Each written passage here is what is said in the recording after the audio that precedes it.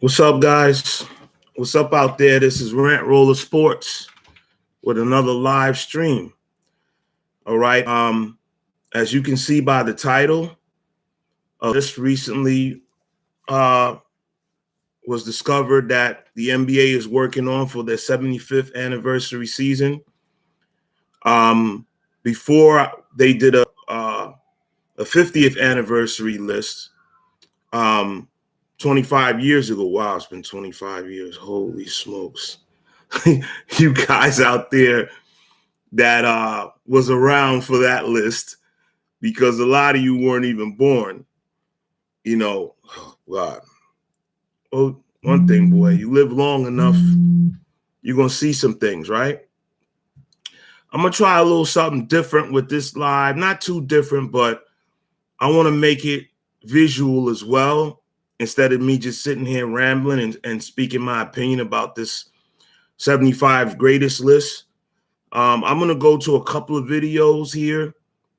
I'm going to start with Jimmy High Roller. So I want to say fair use for me showing his video.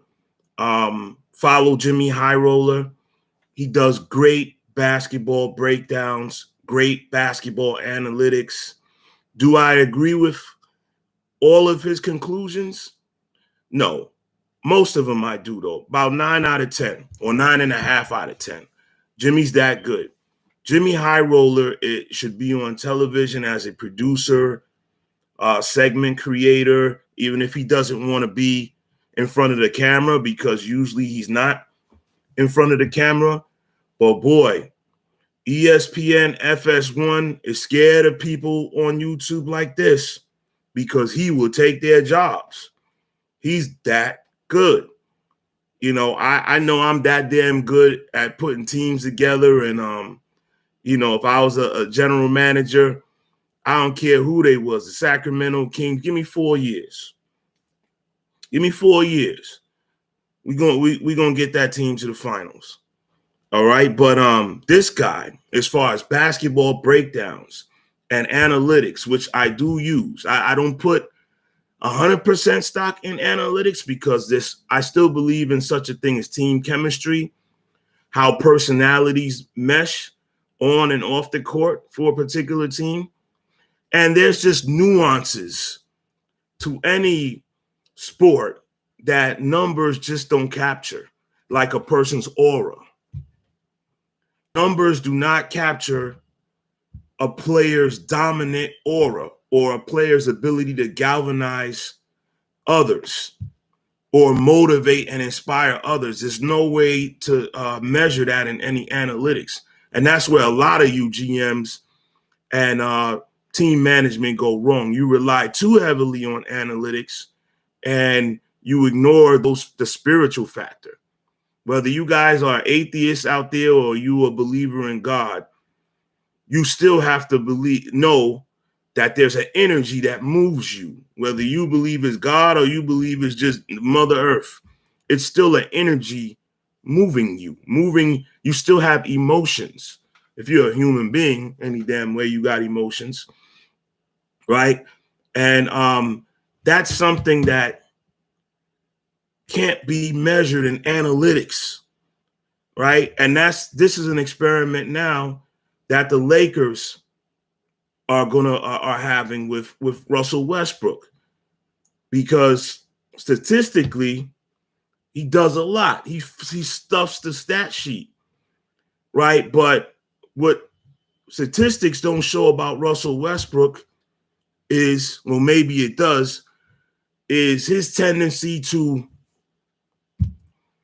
dominate the game so much to the point that his teammates, he never creates a super cohesive team environment when he's on the court. He dominates the ball too much. That's the difference between him and Steph Curry. And I used to argue with my boy all the time. He used to tell me, "Oh, Westbrook is averaging triple-double.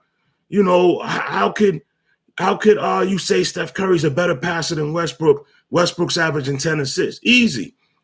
Because Stephen Curry doesn't dominate the ball.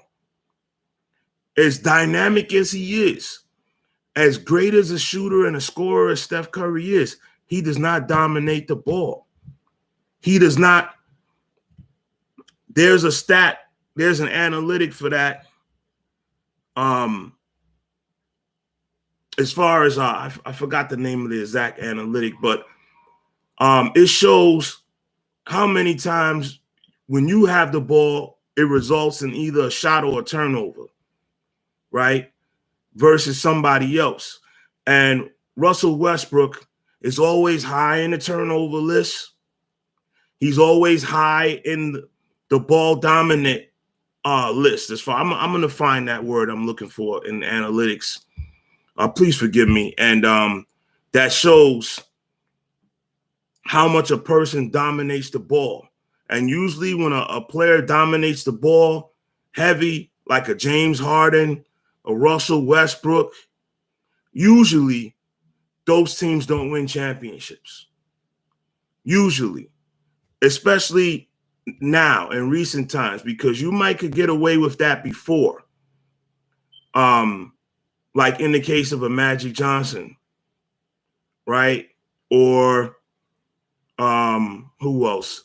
Jason Kidd, where you had, Gary Payton, where you had point guards playing 40 minutes a night, and basically the whole game, the ball is in their hand. But all those three guys I just mentioned, Jason Kidd, Magic Johnson, and Gary Payton, were better decision makers and played better down the stretch in crucial moments than Russell Westbrook. So now this is something my Lakers squad is going to have to deal with. Really, LeBron James is just another version of Magic. He's a giant point guard or point forward, and he's a leaps and bounds much better decision maker than Russell Westbrook. But Russell Westbrook is ball dominant, right? LeBron is ball dominant, but LeBron is super intelligent and spreads the ball around. He gets everyone involved. Everyone touches the ball, even though he's ball dominant. He's a much better passer and decision maker than Russell Westbrook, even though Russell Westbrook has averaged more assists.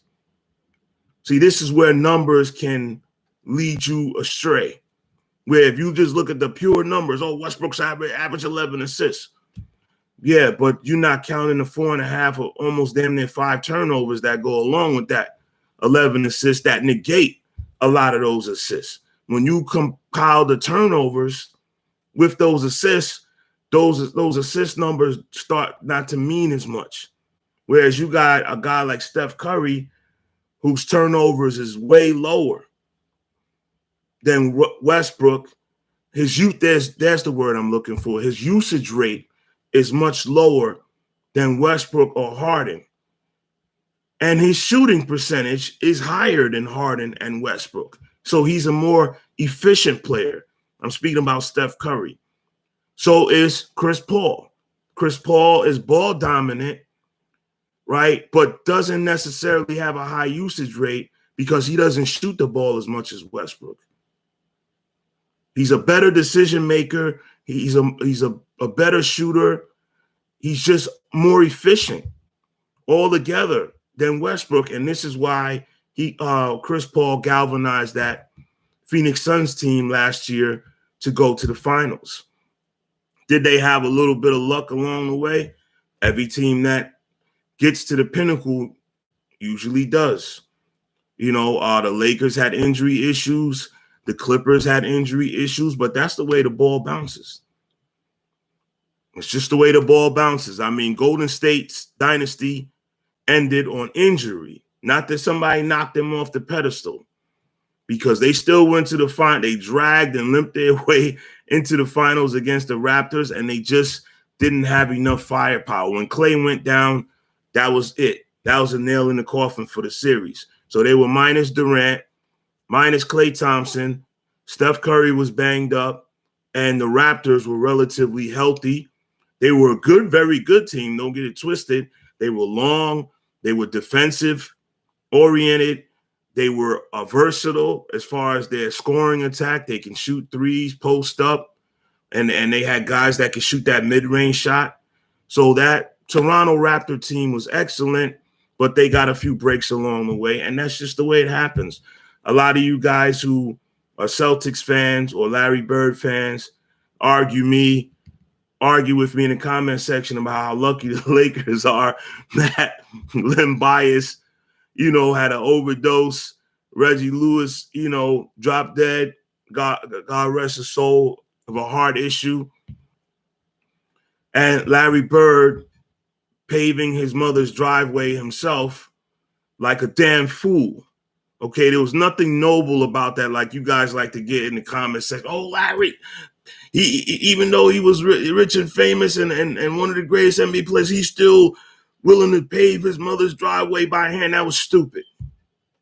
That was stupid. If you ask Larry Bird, I'm pretty sure he regrets that. And he would hire a contractor, you know what I'm saying, and had a few guys go over there and just knock the job out. I don't know if he was bored visiting his mother and just decided to do it himself because he's a country boy, but he wasn't realizing what he was risking. And he put his back at risk. So that was Larry Bird's choice. It had nothing to do with the Lakers being lucky. Nobody told him to pave his mother's driveway and debilitate his damn back for the rest of his career. I'm sorry that it happened because we didn't get to see Bird at an extended prime into his 30s. But we still got enough of him to see what he was. So anyway, I'll go off on a long tangent.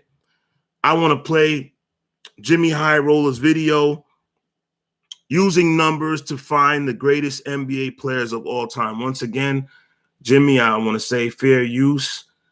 This is Jimmy High Roller's content. Please go check out his channel. I hope he'll just see this as some free promotion.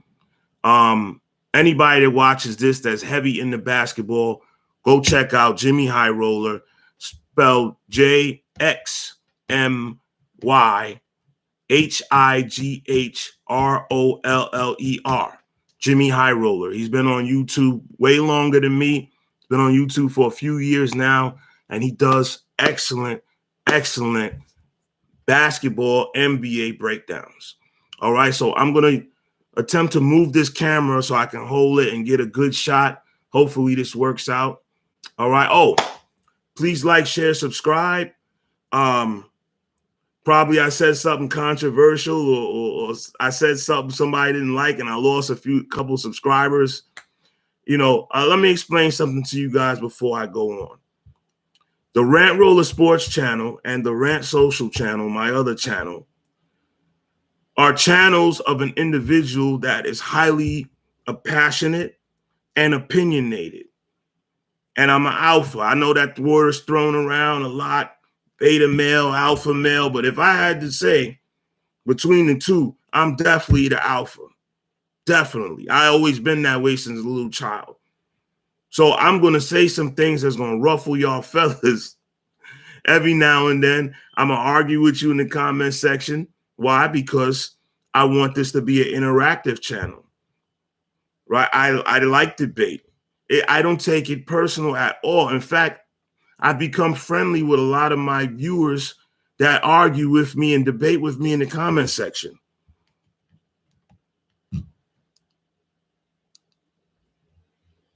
All right.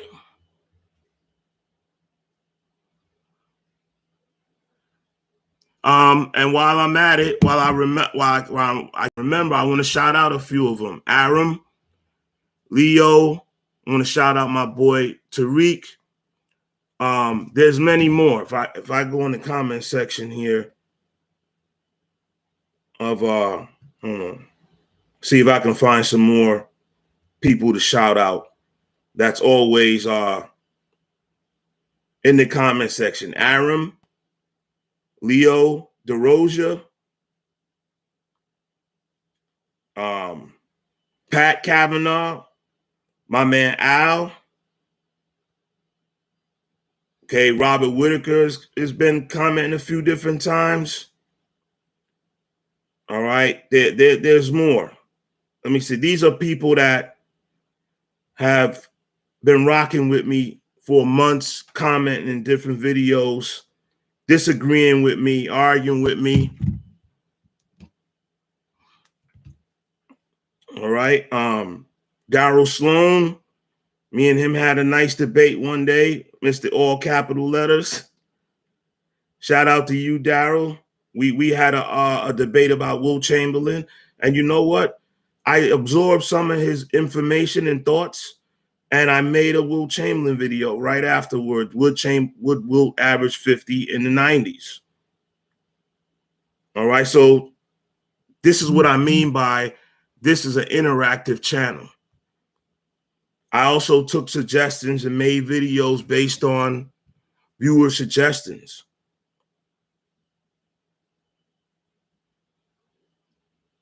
All right. I'm looking here at I'll find some more.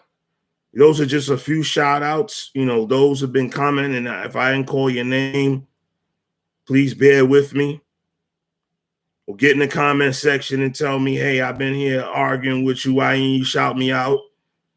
My man, William Marshall, of course, he's not so much in the sports, but he's definitely a supporter of both my channels, a diehard supporter. My man,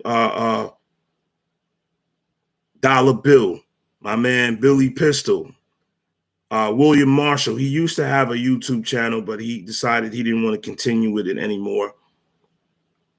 My boy, Phoenix Michaels, he got in the comment section a lot. Lisa X, How I Day Trade.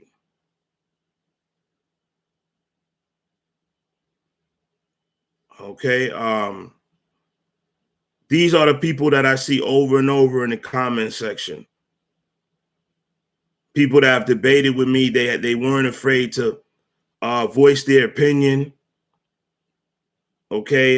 They weren't afraid to disagree and debate with me, and they didn't take it personal and came back and watched more of my content. Even though sometimes our debates can get borderline insulting. But we try to keep it respectful. Well, you have to on this YouTube platform. You have to keep it respectful. All right. So please, anybody that I missed, I'll get to you in the future, or hit me in the comment section. Hey, you didn't shout me out, and I'm always arguing with you. I'm getting older, folks. I'm trying to keep my memory together. All right, let's do my little experiment here. I got to move this camera. Let's see if we can work this out here.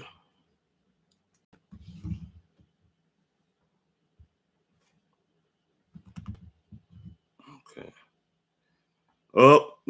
There's the old man shakiness. Let's see. Hold on. All right. I think I can hold it like this. Sorry, guys, if this might be a little shaky. Let me see if I can sit it down some kind of way or tilt it and hold the phone, or I don't know. I got to find some kind of. All right. This is Jimmy Highroll, okay? Let's play his video real quick. Not going to play it all. On the 50th anniversary of the NBA, the league put together a list of the 50 greatest players in NBA history. Dating all the way back to 1946, the list included the best players to ever play the game. From the most notable players like Michael Jordan, Magic Johnson, Wilt Chamberlain, to some old school players that a lot of modern fans have never even heard of, such as Dolph Schayes, Dave Bing, and Hal Greer.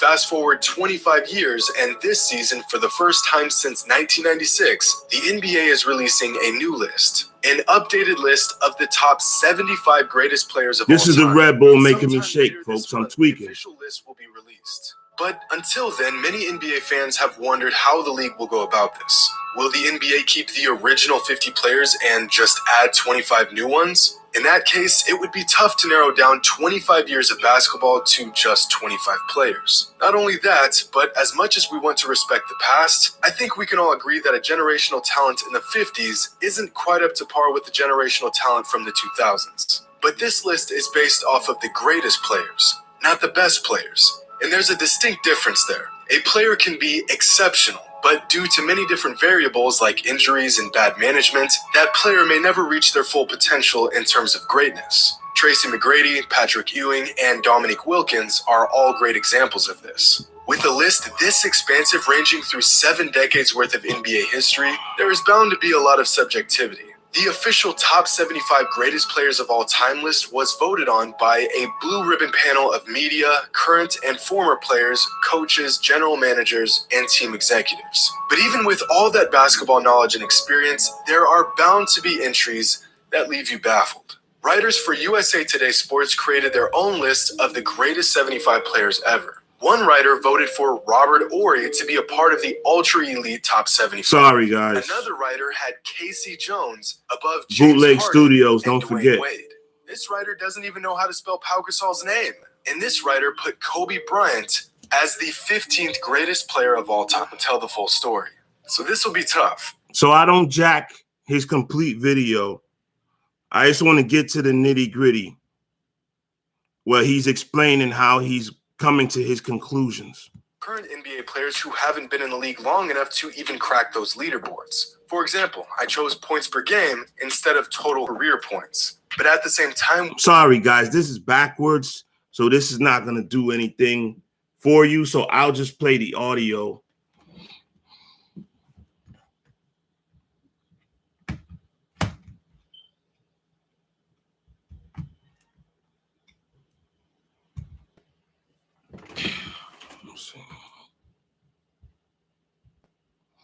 Bootleg Studios. Sorry, people. Sorry, it's gonna get better. It's gonna get better. All right, but let's keep this down a little bit. If you're wondering why I got these shirts behind me, it's to block out some of the sunlight. Yeah, I told you guys, it's a Bootleg Studios of Red Roller Sports. So I'm going to get to the nitty gritty here. He's using analytics, and I'm going to show you some of the things he's going by here. He starts out with a tier first of who's won the most championships. Bill Russell at 11 rings, right? I think Havlicek has 8 rings. He's number 2. And then there's 4 guys tied for 6 rings. Kareem.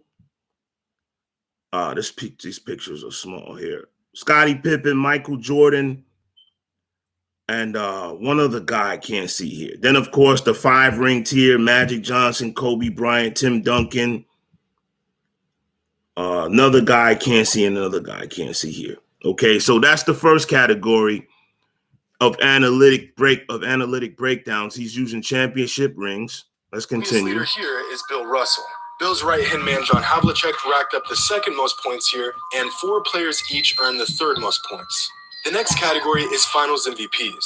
Now, technically, Michael Jordan has the most fun. Now, he's using another statistical factor and he's given a points breakdown for who's won the most Finals MVPs, and then he puts a number to it, right? 30 being the highest number, right? So Bill Russell obviously has the most Finals MVP, so much so that the trophy was named after him. Okay, so Bill Russell is at the top of the list. Michael Jordan has 6 Finals MVPs. LeBron James 4, Shaquille O'Neal 3, Magic Johnson 3, Tim Duncan 3, Willis Reed 2, Hakeem Olajuwon 2, Kawhi Leonard 2, Kevin Durant 2, Kobe Bryant 2, Larry Bird 2, Kareem Abdul-Jabbar 2, right? And then all the ones with 1 Finals MVP: Giannis, Paul Pierce, Dirk Nowitzki, Dwayne Wade, Tony Parker, Joe Dumars, Isaiah Thomas, James Worthy, Moses Malone, Will Chamberlain, Dennis Johnson, and Chauncey Billups.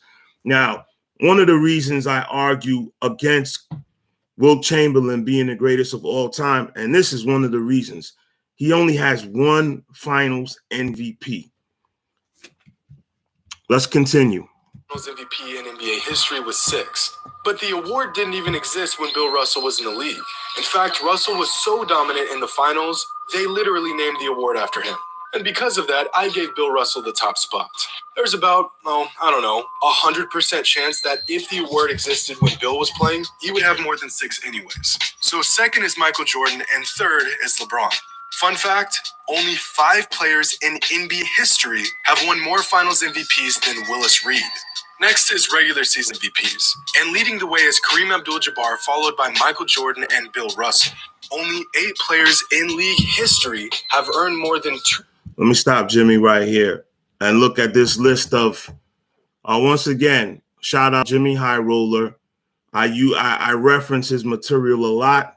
He's excellent. He's better than anybody on FS1 or ESPN or NBA TV or anything like that. He's the man. Shout out to my boy Mister as well. Shout out to my boy Jerron the 7 man. These are my brothers. They support me. They view the content and comment when they can. And I'm gonna continue, as I remember, I'm gonna continue to shout people out. I want to shout out William Marshall's brother. I don't know his name, but he's a subscriber and he watches the content. Thank you as well. Okay, so let's get into this. Regular season MVPs: Kareem Abdul-Jabbar 6, Michael Jordan 5, Bill Russell 5, LeBron James 4, Wilt Chamberlain 4. Now I'm talking about regular season MVPs. Larry Bird 3, Magic Johnson 3, Moses Malone 3. Moses Malone, boy, is he underrated in history, even by myself, I must say. I didn't put enough respect on Moses Malone's name. 3 regular season MVPs. Okay, Giannis has 2. Giannis Antetokounmpo, the recent NBA champion for the Milwaukee Bucks. Stephen Curry has 2 of the Golden State Warrior dynasty. Tim Duncan has 2. Steve Nash has 2. Remember, he won that back-to-back. I don't believe he should have been back-to-back MVP, but that's another story. I believe Jason Kidd should have got one of those awards when he came to the Nets and took them to back-to-back finals. Steve Nash never even been to the finals. All right. Karl Malone, 2 regular season MVPs. Bob Pettit, 2 regular season MVPs. And then everybody else with 1.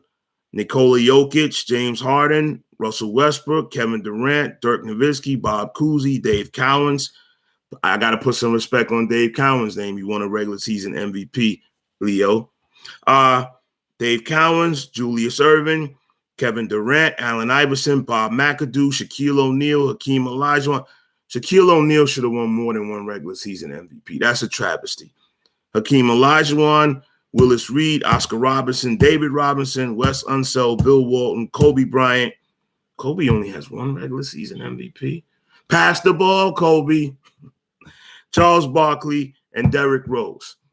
And I want to speak for 2 minutes on Derrick Rose.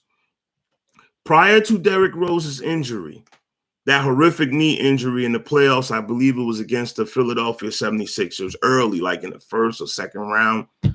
Derrick Rose was the fastest guy, the most athletic guy, despite any position, really, but definitely at point guard. Derrick Rose was the most athletic guy, the fastest guy with a basketball I have ever seen. Faster than Iverson, faster than Isaiah Thomas, faster than Chris Paul, faster than anybody I've ever seen with a basketball was Derrick Rose. But let's continue. Regular season MVPs, one of them being the criminally underrated Moses Malone. Next, we have every fan's favorite stats, points per game. And with the top spot is Michael Jordan, just narrowly edging out Wilt Chamberlain, followed by Elgin Baylor. What's crazy here is that Wilt, Elgin, and Jerry all played on the same. Okay. The third category that he's using numbers-wise to determine his top 75 player list is points per game. And then he attributes points with in this category, 20 being the highest. Career points per game. Michael Jordan, 30.1. Wilt Chamberlain, 30.07. Elgin Baylor, 27.36. We got to put some respect on Elgin Baylor's name. I didn't know his scoring average was that high. Jerry West, 27.03. Put some respect on the logo's name, Jerry West. Kevin Durant, 27.02. Some people consider Kevin Durant the best player in the NBA right now. LeBron James, 27.0. Now, see, this is where a lot of LeBron haters just don't understand how great he is.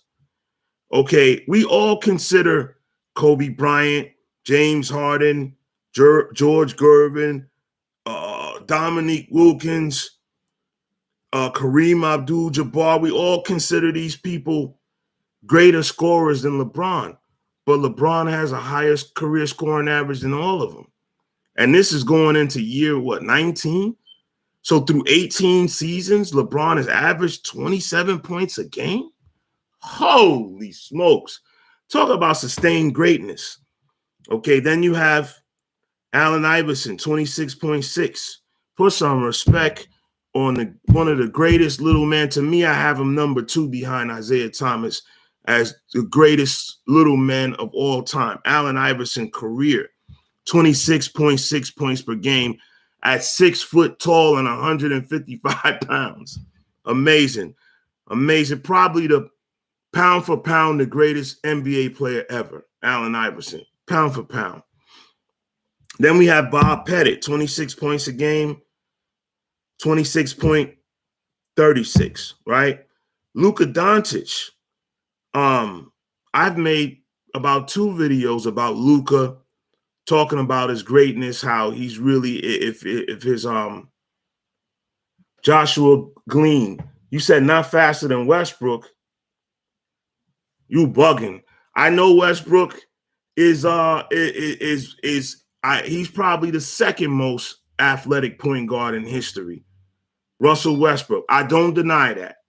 And I'm not denying how extremely athletic he is. But you need to go back and watch that footage of Derrick Rose. You need to go watch that footage of Derrick Rose pre-knee injury. It's particularly, you can just look at that MVP season that he won MVP, that LeBron could also won MVP that year. But Derrick Rose was so dynamic. He was so fast with the ball. He was so explosive. No way. Nobody in history was faster than Derrick Rose pre-knee injury with that basketball up and down the court. And he was running dudes down, getting chased down blocks the same way LeBron James was. Let's continue. Same Lakers roster for 4 seasons. Okay, so I'm talking about points per game here now. This is one of his criteria. This was like the 3rd or 4th criteria. Luka, 25.7. Luka Doncic, one of the greatest young players statistically wise we've ever seen. Young LeBron speed. Joshua Glean says young LeBron speed with the ball is underrated. Oh no. I'm a LeBron supporter, a LeBron fan. LeBron, when he was still in Cleveland, right at the tail end before he left to Miami, and we started calling him Video Game James because he was running dudes behind dudes, chase down blocks. But yeah, absolutely, LeBron James is one of the fastest guys as well, and with the basketball. You're absolutely correct, Joshua. Oscar Robertson, 25.6 points a game. James Harden, 25.14 points a game. George Gervin, 25. Karl Malone, and I'm reading this off to you guys because if I show it on the screen, it's going to look backwards. And this is why I'm reading this off to you guys. I know you guys can read, but see, if I show it, it's going to be backwards. So that's why I'm reading this off to you. Karl Malone, put some respect on the mailman's name, 25 points a game. Kobe Bryant, 24.9. Ooh, most of you probably would think Kobe would have a higher career scoring average, but remember his first couple of years, I don't even think he was starting. He definitely wasn't starting that first year. That's when the Lakers had the very underrated Eddie Jones. Very underrated Eddie Jones. That they shipped off to Miami in that deal. No, where did they ship Eddie Jones off? I forget. But anyways, Dominique Wilkins, 24.8 points a game. Put some respect on Dominique Wilkins' game. A lot of guys that didn't win championships get slipped through the cracks as far as spoken about as one of the greatest players ever. Dominique Wilkins was one of the greatest players in NBA history. He wasn't just a dunker. They called him a human highlight film, but he just wasn't a dunker. He was an excellent mid-range shooter. He expanded his jump shot out to the three-point range later in his career. And he suffered a hellacious, I think it was Achilles injury or knee injury, and still came back and made the All-Star team with the Clippers, averaging like 24 a game. Dominique Wilkins. Joel Embiid, 24.8. When I spoke about the Ben Simmons fiasco the other day, I mentioned that Joel Embiid is one of the greatest talented big men, well, is one of the most talented big men in NBA history as far as pure skill.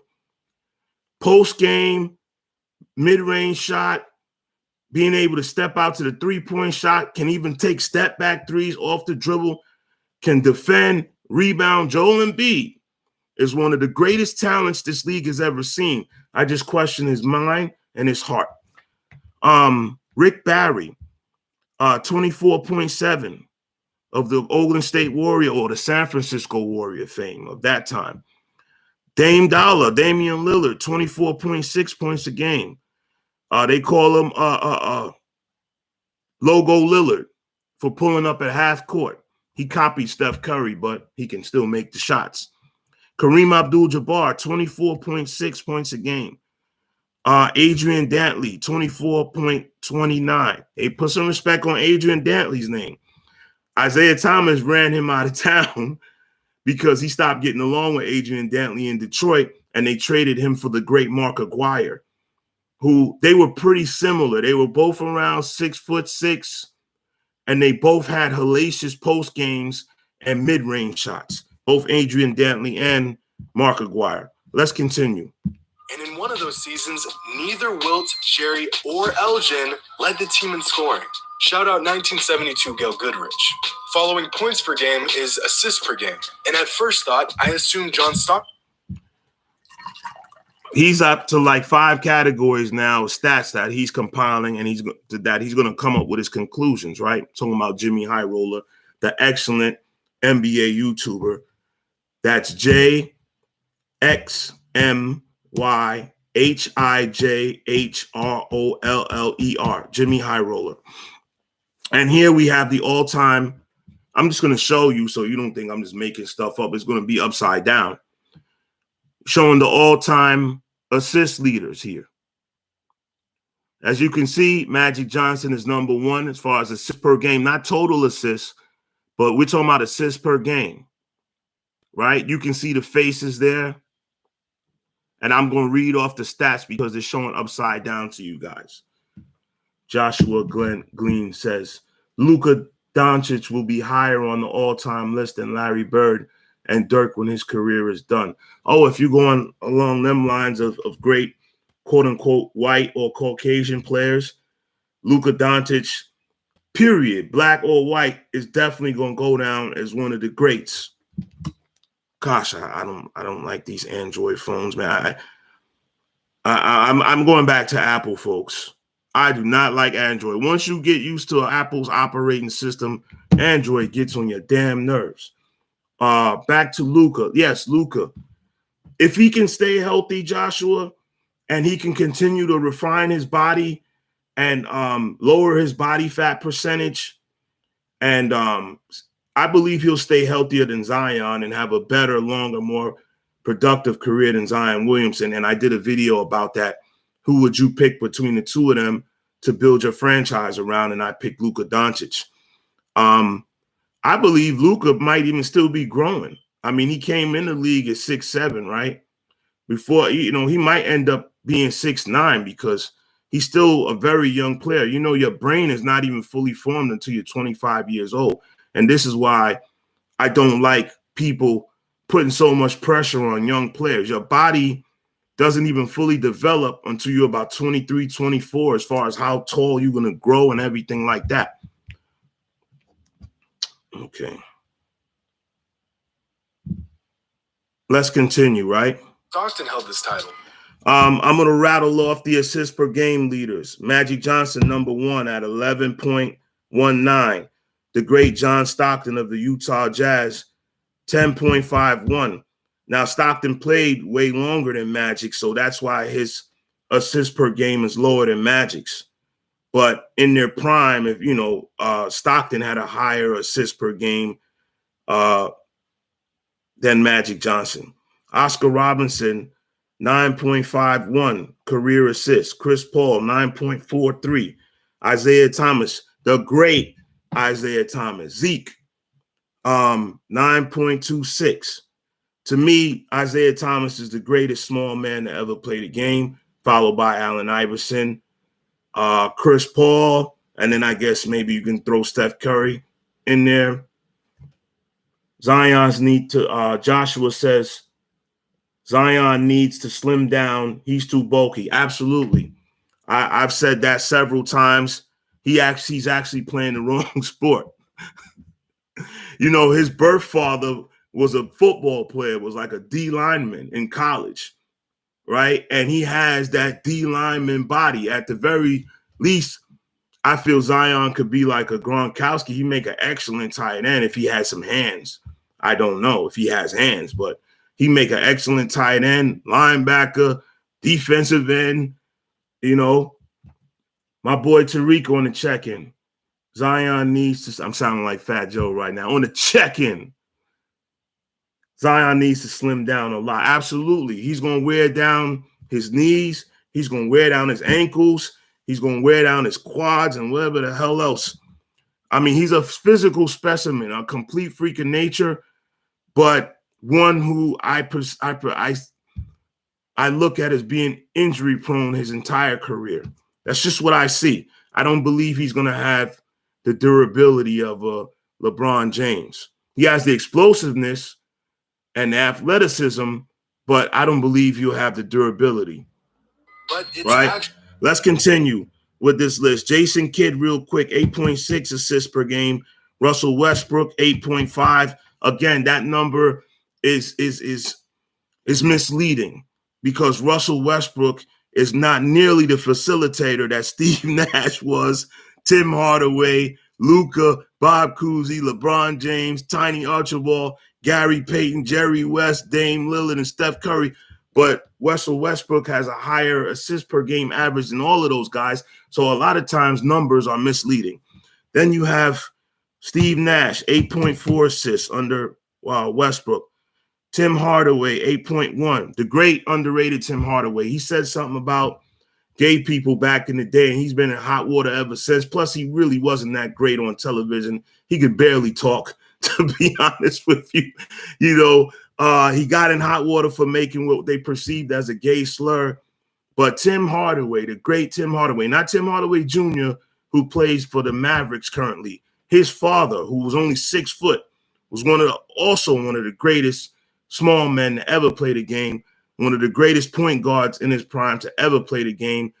Had good careers in Golden State, playing with Run TMC, Mitch Richmond, Chris Mullin, and he had a second great run in Miami with Alonzo Mourning. So you have Rajon Rondo of the Boston Celtic and now LA Laker fame, 8.08 assists.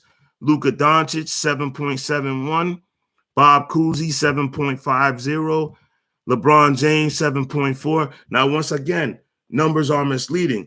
LeBron James is just as good as a facilitating guard as anybody on this list. But because he has responsibilities of scoring, defending, rebounding, and he wasn't chasing triple-double numbers like Russell Westbrook obviously was chasing triple-double numbers. Joshua Glean says Zion built like Karl Malone.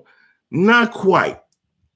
Karl Malone was a legitimate 6'9", and Karl Malone never weighed more than about 260 pounds. Karl Malone was in much better shape than Zion Williamson. He didn't start out that way. He didn't come into the league like that, but he worked at his body, worked at it. And Karl Malone Karl Malone and LeBron James have a more similar body type than Zion. LeBron James is just much faster and more explosive than Karl Malone, but with the same basic body type. Zion is a little shorter. If you want to compare body types, I compare Zion with Larry Johnson and Charles Barkley. Then we have Tiny Archibald, 7.3 assists. Lenny Wilkins, 6.7. I'm going to just run down the list real quick. It's only a couple more. Maurice Cheek, 6.7. Gary Payton, 6.7. See, that's misleading again. Gary Payton for his career was only 6.7, but he was a dominant point guard in his prime. And if it wasn't for Michael Jordan, he could have easily had two championships, one with that Seattle team. The great Jerry West, 6.6, 6.9 assists per game. Dame Dollar, 6.6. I really consider Damian Lillard a shooting guard. I think Damian Lillard is really a small shooting guard, like Allen Iverson. I don't really think he's a pure point. My man Tariq on the check-in says Malone came in way slimmer. LBJ comparison is good. All right. Thank you, brother. Jimmy didn't have Clyde. His analysis is invalid. Okay, well, I'm going to get my man Tariq. See, that's why I love my man Tariq. It's good to have people around you that is not, yes, man, they're not going to automatically agree with everything you said. I was going to get to that, Tariq. I'm not holding Jimmy High Roller's list as the be-all to end-all. I said I don't agree at the beginning of the video. I don't agree with everything. That's why numbers don't always, because he's basing this off certain statistical categories and analytics, and numbers don't always tell the story. It's a travesty you write that he don't have Clyde on this list. And I know you're not being biased. For those who don't know, my boy Tariq was a diehard Portland Trailblazer, Clyde Drexler fan. Even that being said, he's absolutely correct. You cannot have a top 75 list. You cannot even have a top 50 list without putting Clyde on there, to be honest. Okay, assists per game, yeah, and rounded off with Steph Curry at 6.5. Once again, this is why stats is misleading. You have Russell Westbrook averaging 2 more assists per game than Stephen Curry. But can you say that Westbrook is a better facilitator of a team than Steph Curry? No, absolutely not.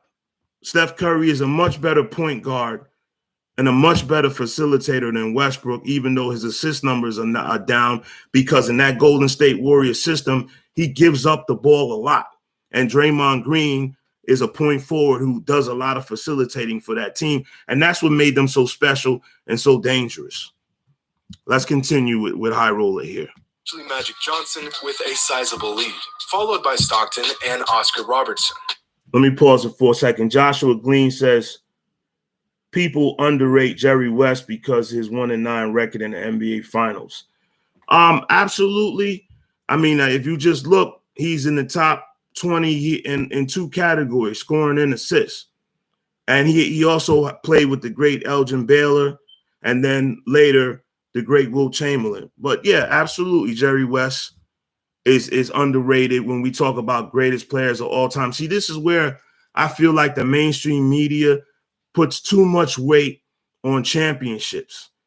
You know, there's a lot of players that won championships that don't make them great players. Hell, I don't even want to diss Robert Horry because he's one of the greatest role players of all time. But Robert Horry got like, what, 7 rings, right? But so is Robert Horry better than Patrick Ewing, who has none? Absolutely not.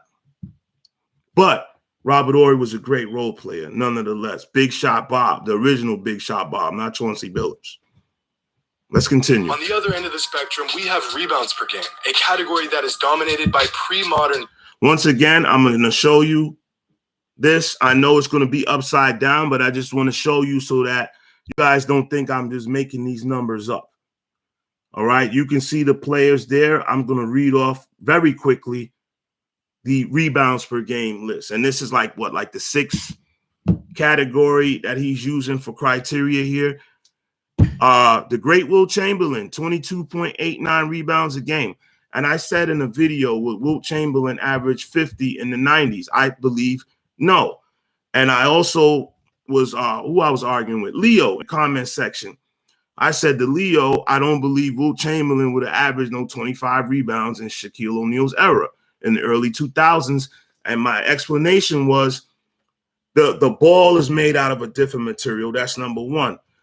It seems like to me the basketball of the 60s did not have a hard carom off the rim. It seems like the ball of the 60s and I would say early 70s was a much softer basketball. That's number one. Number two, the rims, the way they were built. I believe they had softer rims in the 60s. That just weren't a lot of long rebounds. And the third factor is the three-point shot. More three-point shots, longer rebounds. And that's the reason why Russell Westbrook has been able to average a triple-double, because a lot of those rebounds he's getting is coming off of three-point shots that's bouncing far away from the rim where the bigs can't get it anyway. And that's why a lot of guards now, you see their rebound numbers are very high. Big man. Okay, let me read Wilt Chamberlain, 22.89 rebounds a game. He's number one. Bill Russell, number two, 22.45 rebounds a game. Bob Pettit, the very underrated Bob Pettit. I believe he played for the Hawks when they were in what town? They weren't in Atlanta. Where were the Hawks originally? You guys can tell me in the comment section. Someone called No One here. When people talk about championships for greatest players ever, they aren't including role players because they aren't at that level to even be in a conversation.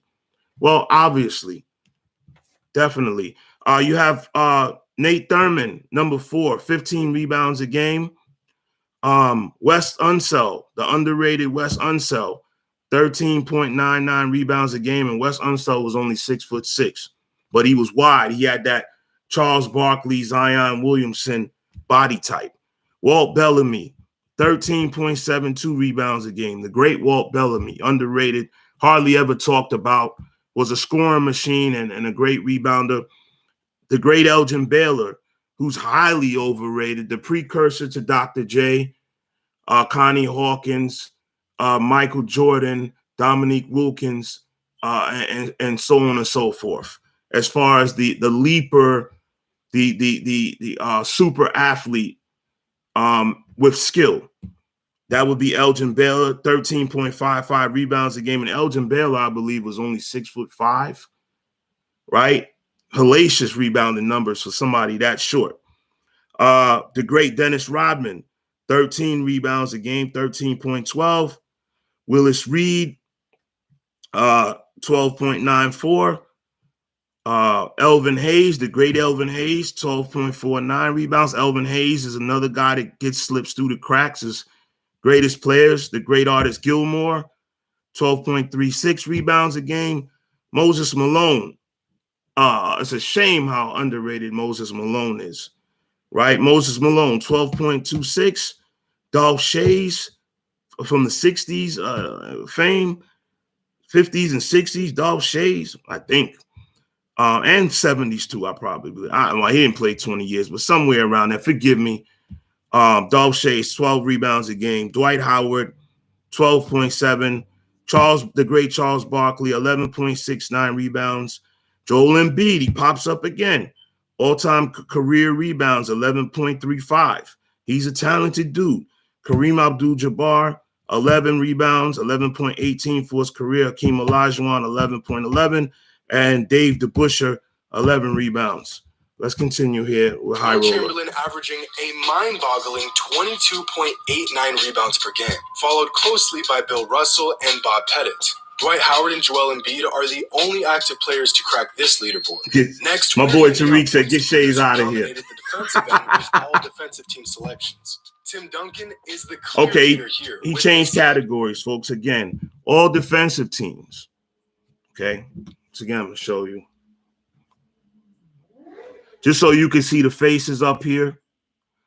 I know it's a little, let this camera kind of, there we go.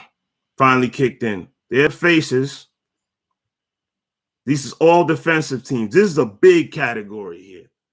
Big category of criteria. All defensive teams. The great Tim Duncan with 15. Holy smokes. 15 all defensive teams. I guess that's why Tim Duncan is widely considered to be the greatest power forward of all time, even over the great Karl Malone for his defensive prowess.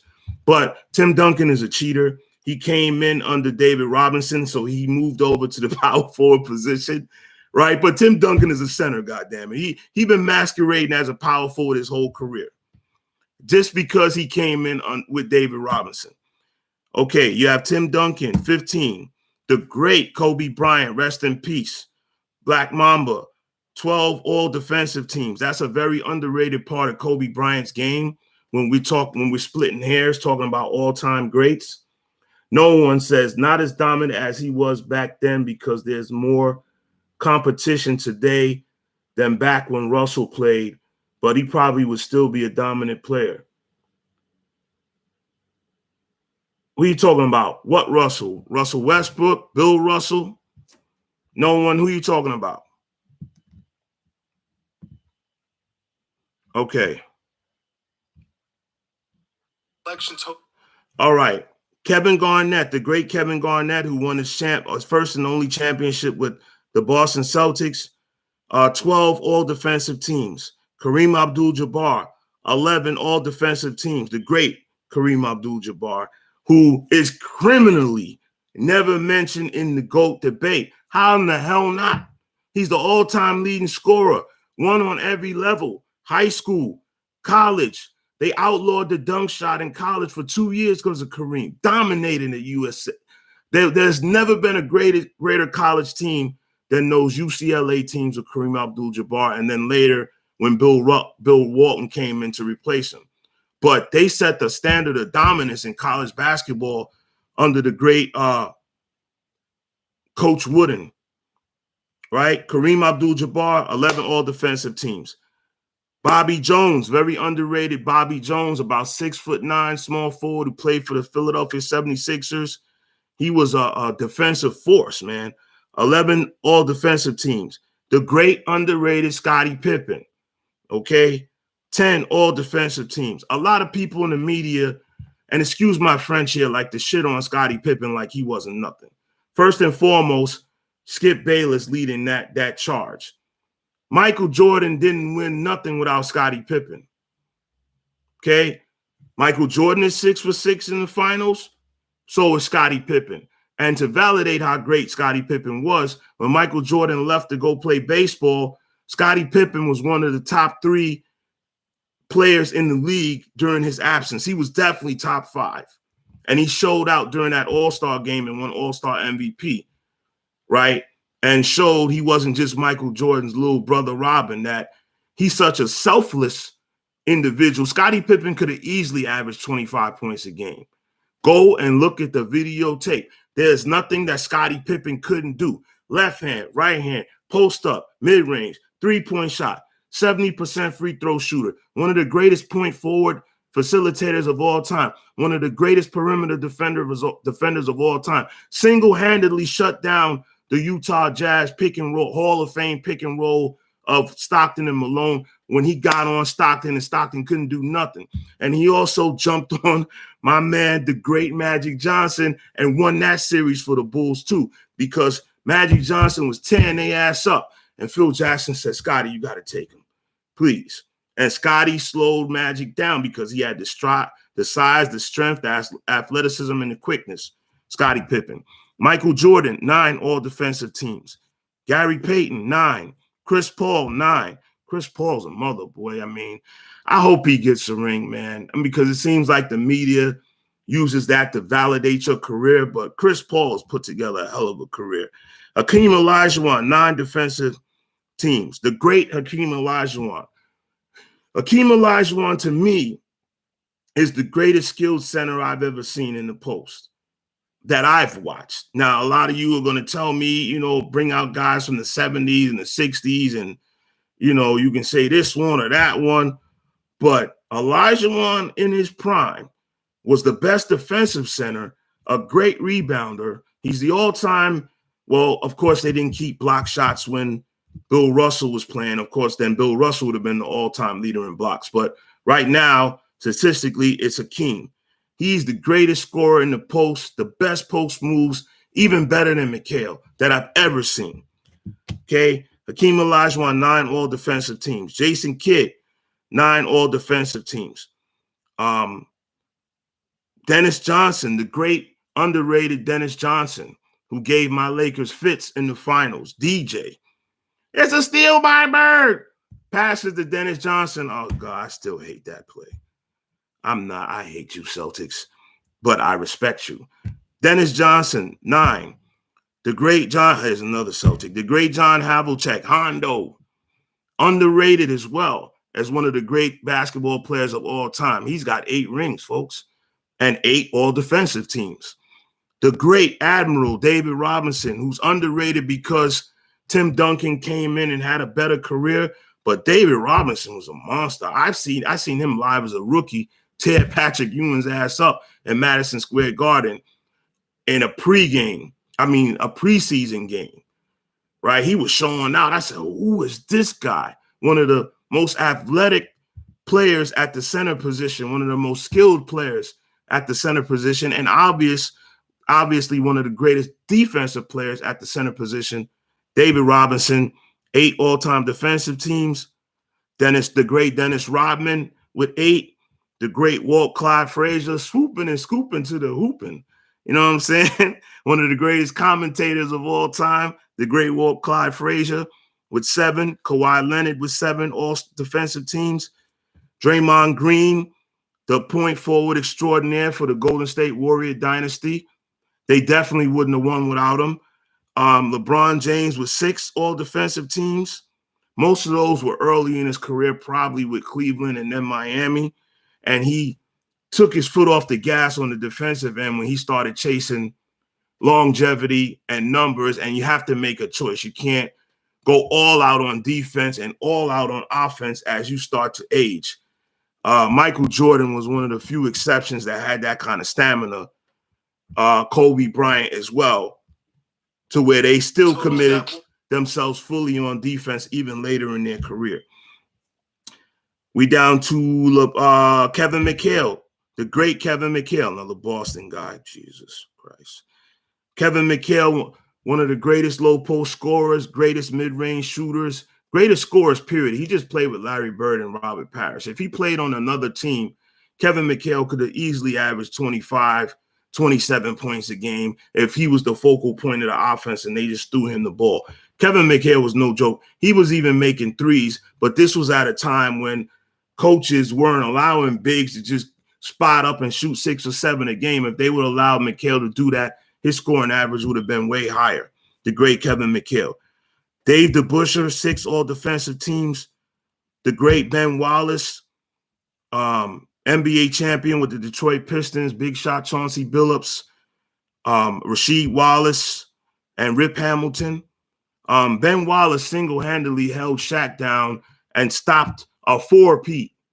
I give Ben Wallace the credit for holding Shaq. Shaq had got a little lazy at that point, started taking things for granted, and didn't really go into that series to smash Ben Wallace like he should have. And Ben Wallace was one of the strongest men in NBA history. That's documented as a fact. One of the greatest defenders. I think he was a 3-time Defensive Player of the Year, Ben Wallace. And then you have the great Dikembe Mutombo, right? 6-time all-defensive player, all-defensive team. Dikembe Mutombo, one of the greatest defensive players of all time. Let me let Jimmy continue. This was like the 5th or 6th category of criteria. More than likely to never be taught. Let me hit the comment section real quick. Joshua Glean says, I think Kobe Bryant is overrated when ranking all time. How so?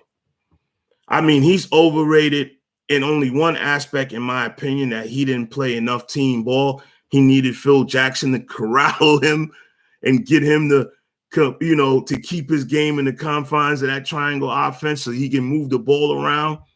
But other than that, how can you say Kobe Bryant's overrated? He has 5 championships. He's obviously one of the greatest scorers in the history of the game, one of the greatest competitors. He's got the numbers. He's got the longevity. And he went out on a 60-point game. Are you bugging?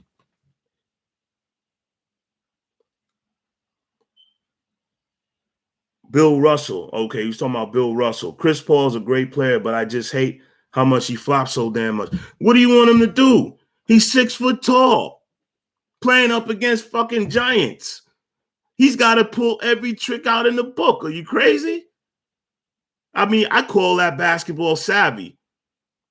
You know, he's got to do everything he can, man. He's only 6 foot. What do you want him to do?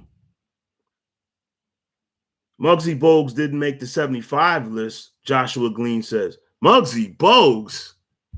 Now, I don't want to throw no disrespect on Muggsy Bogues. He's a great guy. I took my sons to the NBA All-Star Weekend, and when they had it down in Manhattan in 34th Street, when they had it in Madison Square Garden that year, and he was teaching the kids dribbling techniques and dribbling drills, and my sons were both taller than him. And they weren't even 12 years old at the time. And they were both taller than Muggsy Bogues. So I got to put some respect on Muggsy Bogues' name, but he's not a top 75. I wouldn't go that far.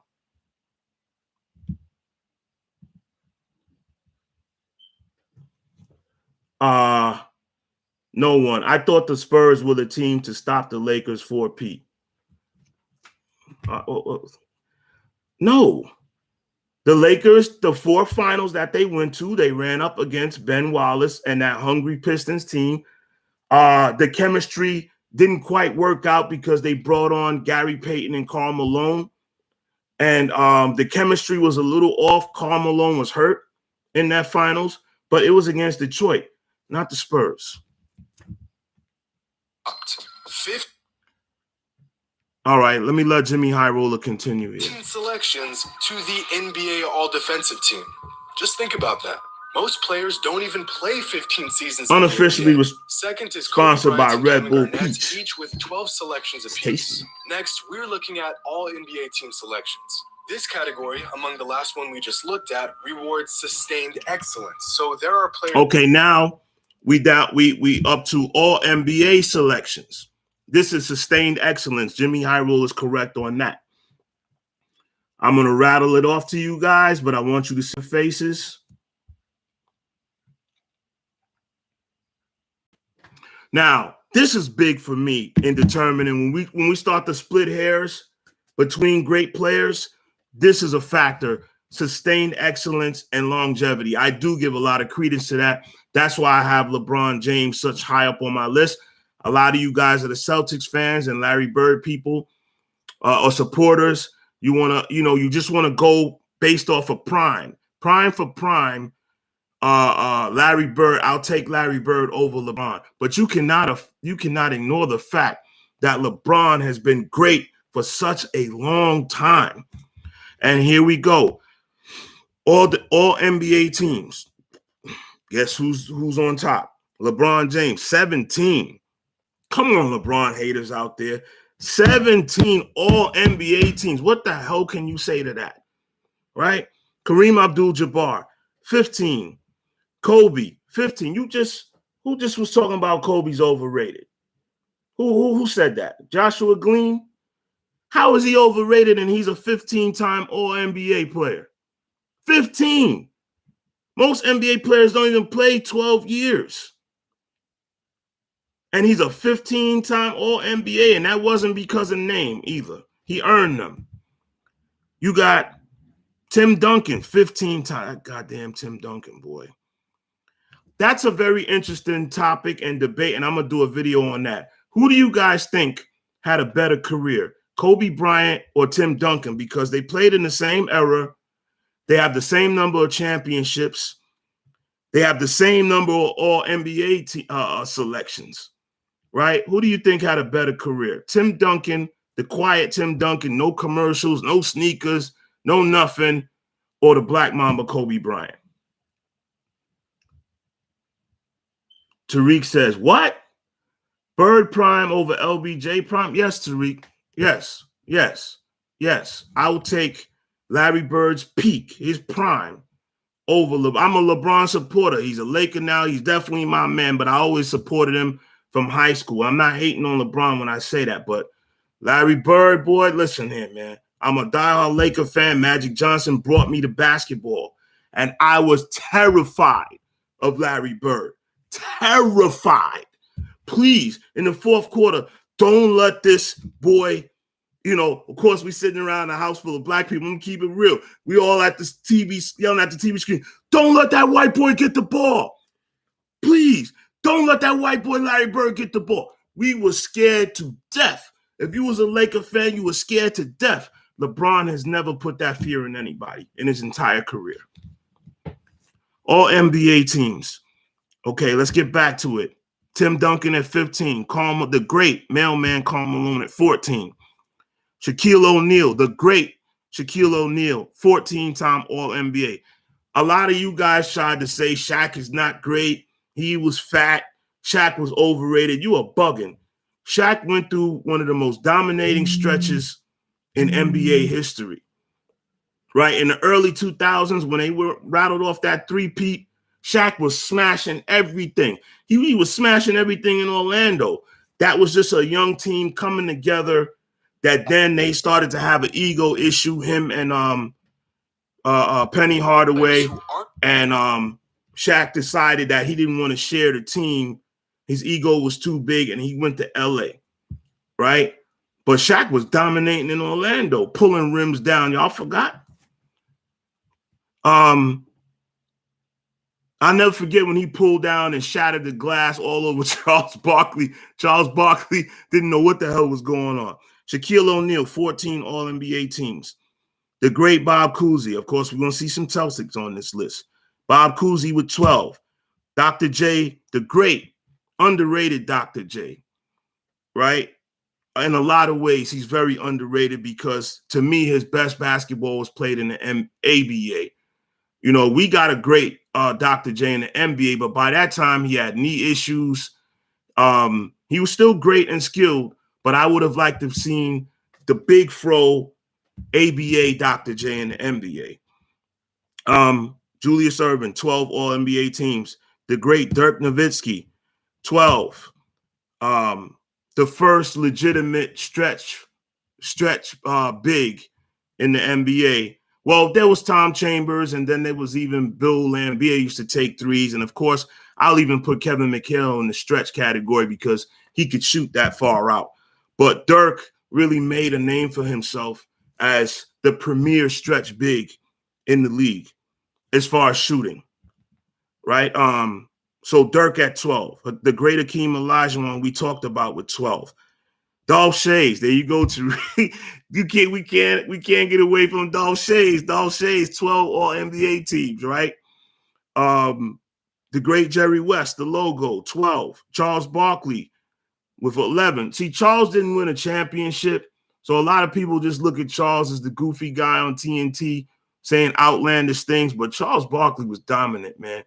He was very dominant, man, athletic, and he actually played defense.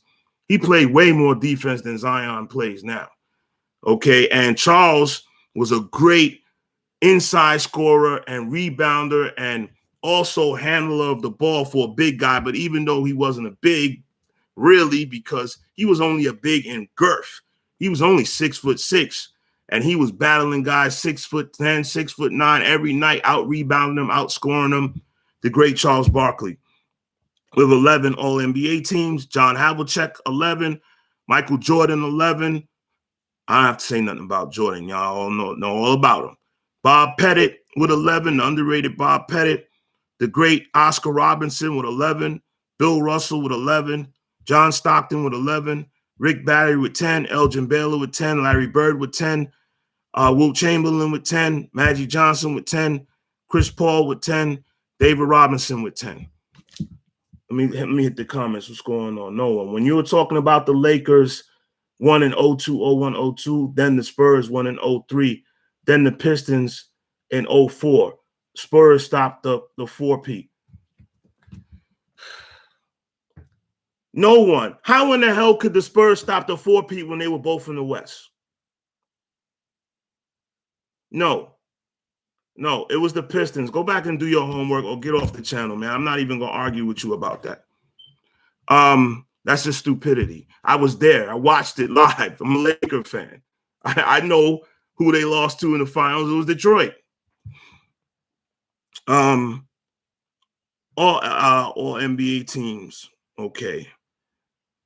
Yeah, we finished that. Magic Johnson with 10, Chris Paul with 10, the very underrated David Robinson with 10. All right, let Jimmy continue.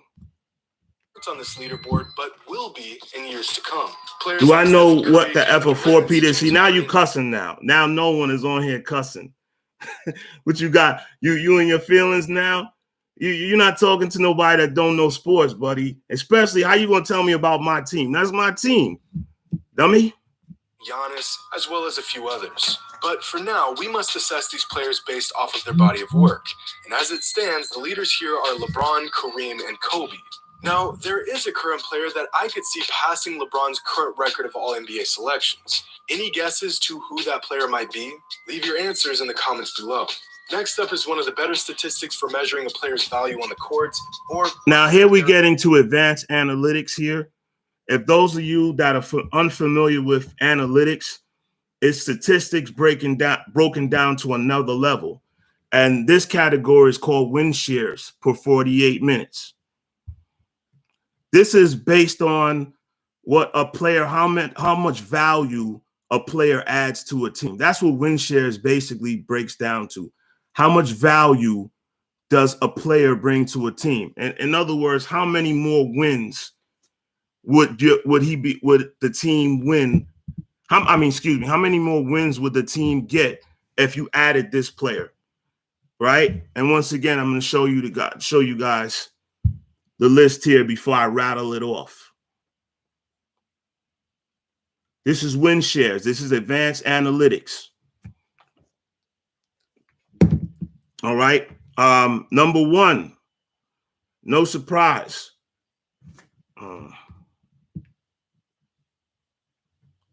Number one, no surprise, Michael Jordan.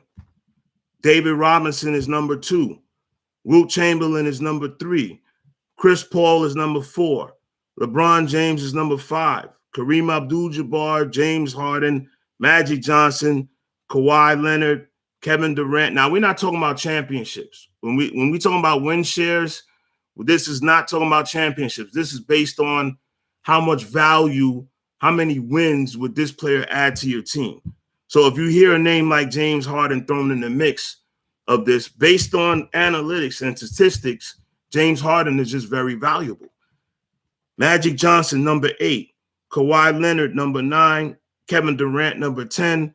Charles Barkley, number 11. Anthony Davis, number 12. Jerry West, number 13. Bob Pettit, Tim Duncan, John Stockton, Shaquille O'Neal, Oscar Robertson, Steph Curry, and Karl Malone round out the top 20 in win shares. Now, once again, you can't base everything off of analytics, right? Because numbers are misleading. Because David Robinson is number 2 here, and obviously you wouldn't say David Robinson is the second greatest player of all time. But let Jimmy High Roller continue. You talking about 80s three-peat or 2000s three-peat? The Lakers didn't three-peat in the 80s. They only three-peated. They coined the phrase three-peat, but they didn't actually do it. The Laker team that three-peated was the 2000s. No one, you could come on here and try to troll, but where's your channel, buddy? I'm on here. I've been on here for months, talking, taking on commenters, arguing in the comment section.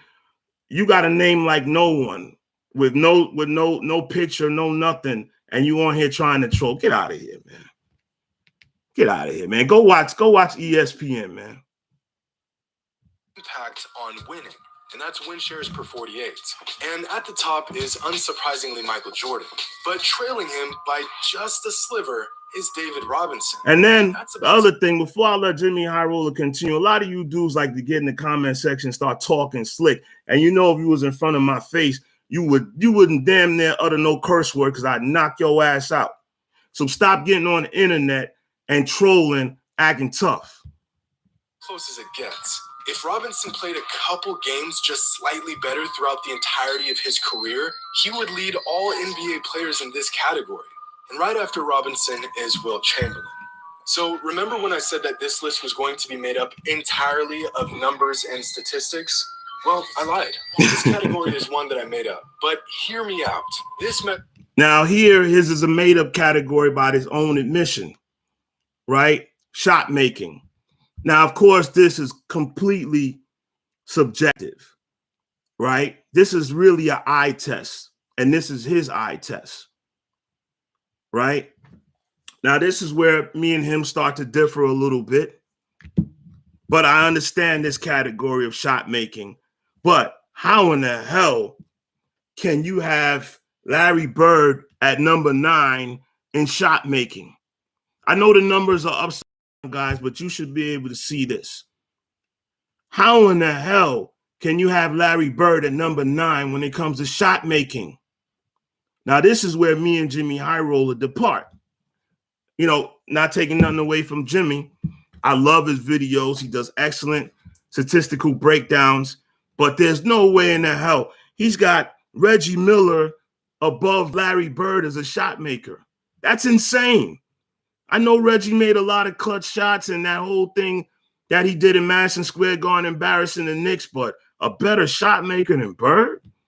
Dame Lillard is rated as number 6, a better shot maker than Bird? James Harden, as great as that step back shot is, he's a better shot maker than Larry Bird? Are you kidding me? Are you kidding me? The only people that I would have up here as a better shot maker, or not even better, but just on Bird's level of shot making, would be Michael Jordan and Kobe Bryant.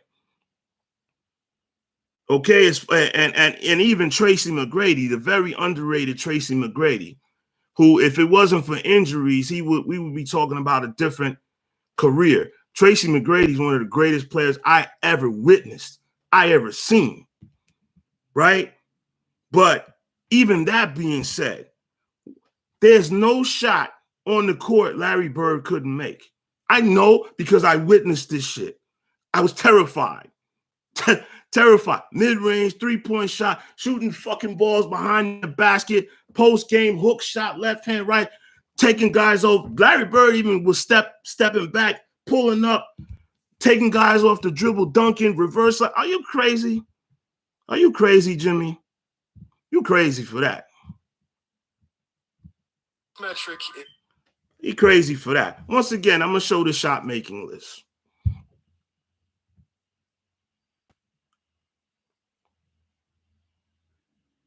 The list is disqualified for that alone, Jimmy. You disqualified. You can't have Larry Bird's number 9 as a shot maker. Come on, man. Right? You got Michael Jordan as number 13. Oh, God, that list is disqualified. Let me hit the comment. What's going on here? I'm not trolling. I'm pointing out you're wrong and you don't want to. Listen, you're trolling, dude, man. You are. Right now, you're trolling, man. You know what I'm saying? This guy named No One. First of all, put a better name up there. You ain't got no imagination. You know what I'm saying? You trolling right now. You know, there's been a few of you in the comment section trolling, and you start talking tough and cussing and all of that. You know, and you wouldn't say that shit to my face because this would happen.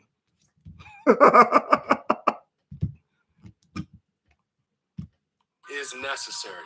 There are zero statistics that show how great a player is at making shots. And I'm not just talking about how good a player is at shooting. I'm talking about players who can create and make their own shots. Players that can put the ball in the basket on demand from just about anywhere. There's some advanced stats that I have to respond to my boy Tariq. Yo, I'll take Dame as a better shot taker, half court in his range. Better shot taker than who? Than Larry Bird? Dame Lillard is a better shot maker. I know you're not saying he's a better shot maker than Larry Bird. Joshua Glean says Kobe was jealous of Shaq. He couldn't stand Shaq winning another finals MVP versus the Pistons in 04 finals. Kobe was the reason they lost with his ball hogging and shots. Damn, the man is dead, man. You know, Joshua, you hard, man. I respect it though.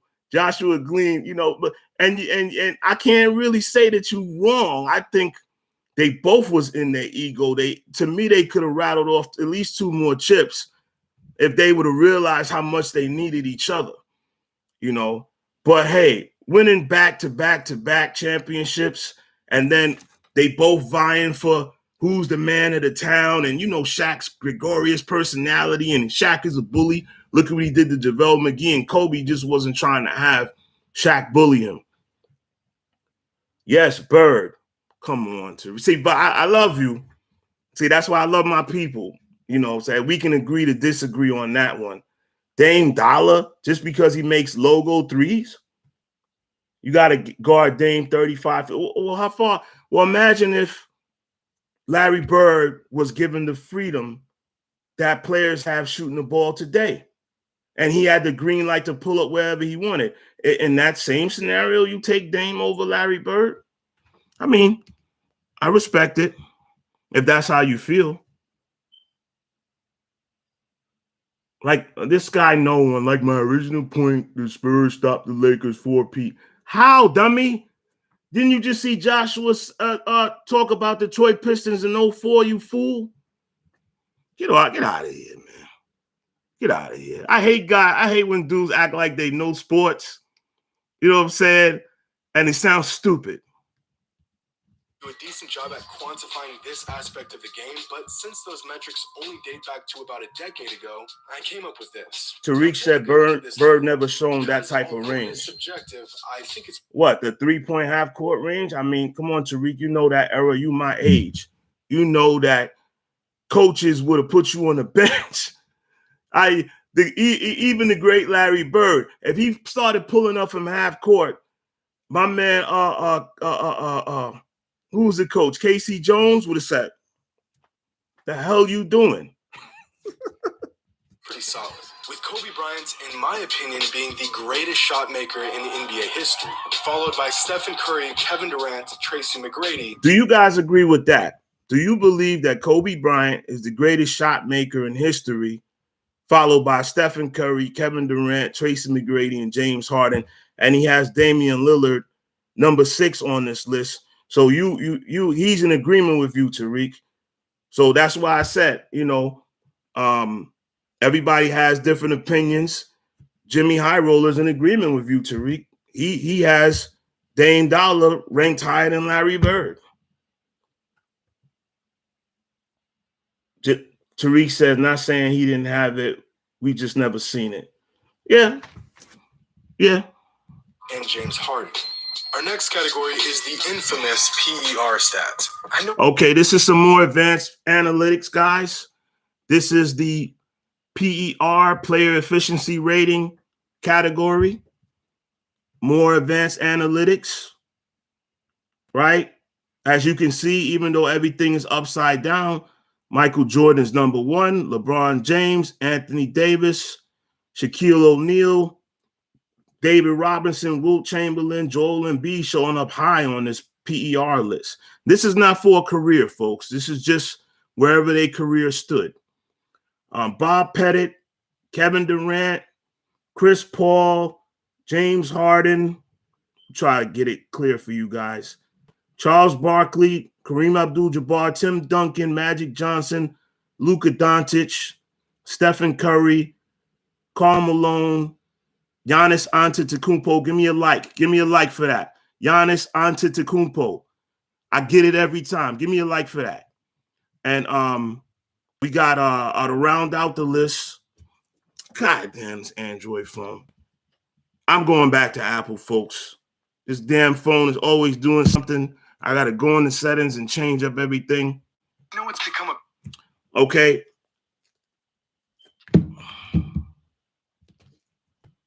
It's back to Apple, folks. Can't stand Android. Player efficiency rating. That tells a lot about how much value and how really important a player is on the court, because it measures a bunch of statistical categories to come up with an efficiency rating. And Michael Jordan is number 1. LeBron James is number 2. Anthony Davis is number 3. So this is where, again, numbers can be misleading because obviously Anthony Davis is not the 3rd best player of all time, not even close. And they have him being more efficient than Shaquille O'Neal. How in the hell can he be more efficient? But they're counting his free throws, which Shaquille O'Neal was a horrible free throw shooter. They're also counting Anthony Davis's usage rate, and they're also counting his 3-point percentage. Which all of those, except for the usage rate, are better than Shaq's. Right? So we have player efficiency rating.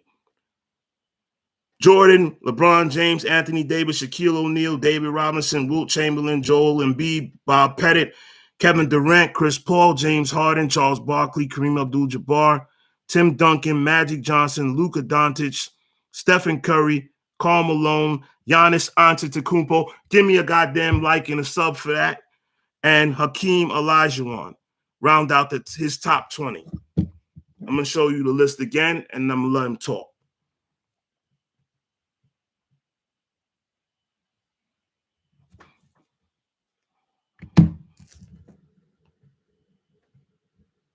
Bit of a punching bag among NBA fans over the last few years, but it's still a solid all-around stat, and it's more data to be considered. My boy Tariq said, why you keep hating on Andrew? I don't like him, man. I don't like him. I don't like him, man. Okay. I've had 2 iPhones, and I just think they're superior. As in a player's peak. Okay, now we on to a second category, another category, not a second category. And this is peak win shares. Okay, again, this is advanced analytics. These are what GMs and team presidents and player personnel are using to help them evaluate players that they either want to acquire or draft or trade for. So here you have peak win shares. The great Wilt Chamberlain, number 1. Kareem Abdul-Jabbar, number 2. Michael Jordan, number 3. Oscar Robinson, LeBron James, George Mikan, David Robinson, Kevin Durant, Kevin Garnett, Dirk Nowitzki, Charles Barkley, Karl Malone, Larry Bird at 13, James Harden, Chris Paul, Magic Johnson, Bill Russell, Tim Duncan, Julius Erving, and who's that? John Stockton. Round out the top 20 of peak win shares. And I'm going to let Jimmy High Roller go into that. Peak years. In this case, their best 5-year stretch in regards to win shares. And here we can see that Wilt Chamberlain had the greatest peak in NBA history, putting up numbers that don't even register in today's NBA context. At the second spot is Kareem, who had an incredible individual run in Milwaukee that really isn't talked about enough. And in the third spot is Michael Jordan, who at his peak looked like Jesus in a basketball jersey. And last, we have the impact and influence category. This category was narrowed down to 10 players who have This is another subjective category, impact and influence. This is more of an eye test category, which does count. I mean, the eye test does mean something. And impact, he has Michael Jordan, Kobe Bryant, Stephen Curry, LeBron James, Bill Russell, Allen Iverson, Shaquille O'Neal, Magic Johnson, Julius Erving, and Wilt Chamberlain. Now, I have a problem with Larry Bird not being on that list of impact and influence, especially impacting how forwards were playing the game. He was the precursor, Larry Bird, to Scottie Pippen and Grant Hill in the point forward category and LeBron James. So he helped foster that big man setting up the team and being a facilitator. So I don't know how Larry Bird is not on this impact list. But once again, I'll rattle it off. Michael Jordan, Kobe Bryant, Steph Curry, LeBron James, Bill Russell, Allen Iverson, Shaquille O'Neal, Magic Johnson, Julius Erving, and Wilt Chamberlain. That's a hard list to argue with, but Larry Bird has to be there somewhere.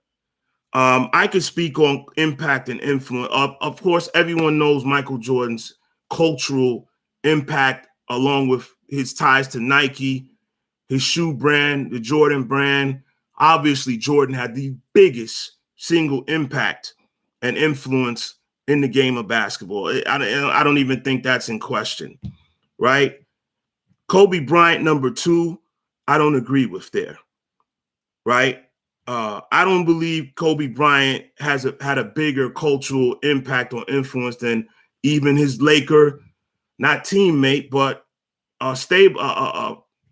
stablemate, Magic Johnson. How did Kobe Bryant have a bigger impact and influence than Magic Johnson? I don't see how, right?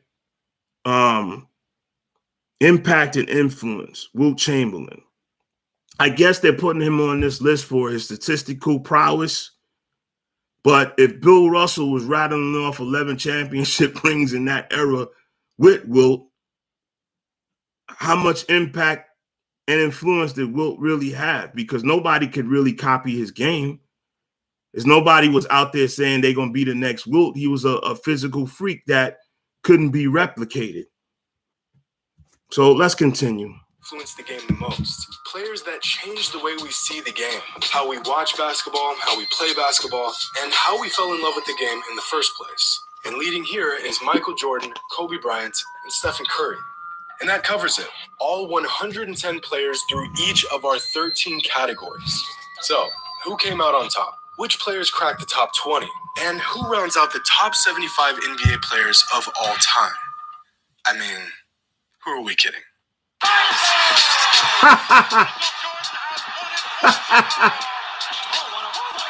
At the end of the day, nothing changes. The great one, Michael Jordan, is still the best basketball player that ever lived. With the top spot, just like every other chart we've ever covered, is Michael Jordan, with a total score of 167. Way ahead of everyone else. Michael ended up leading in 4 categories and was top 5 in 8 different categories. Michael's a rare case of a jack of all trades and a master of many. But we all knew he was going to be number 1 all time, so let's take a look at where some other players landed. Our top 10 is made up of Jordan, LeBron, Kareem, Wilt, Russell, Kobe.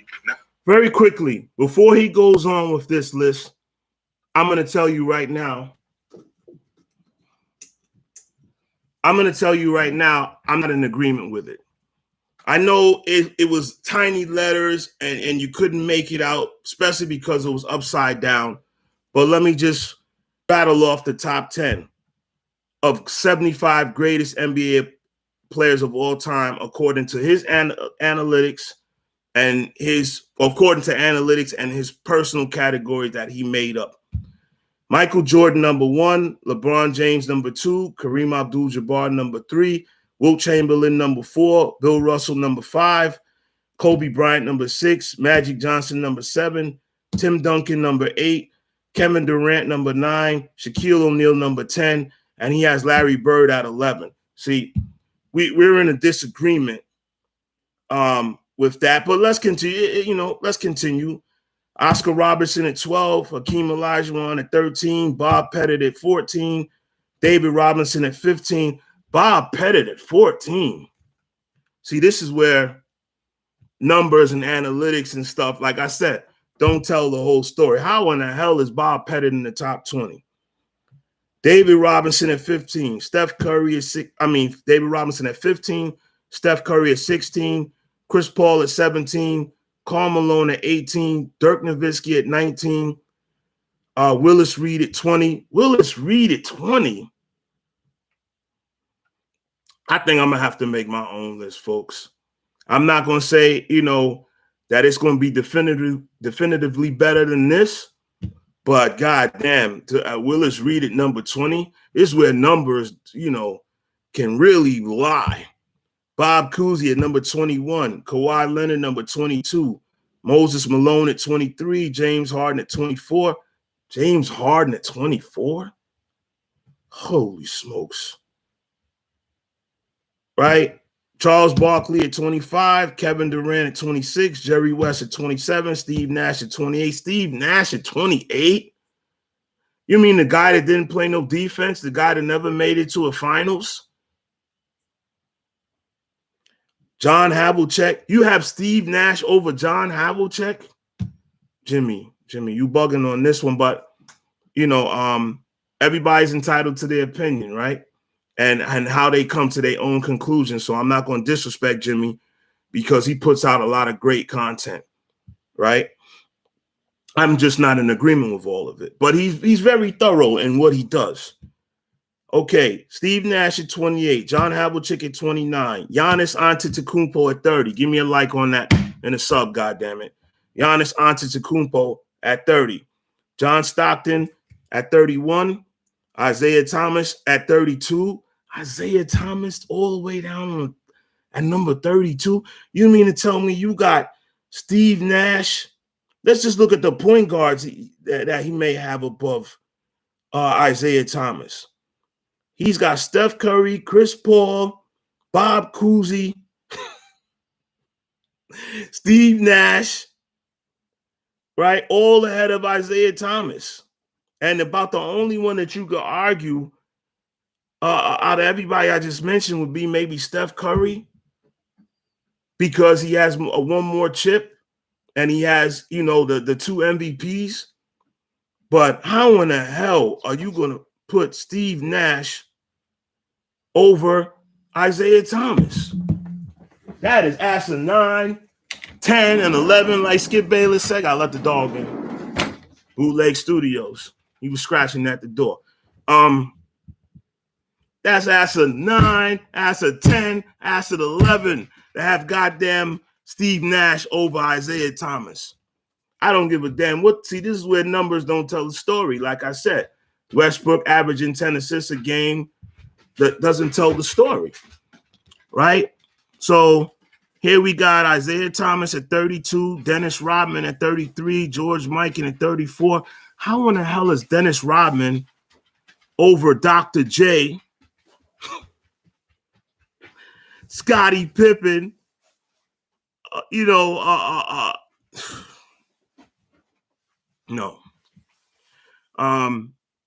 He has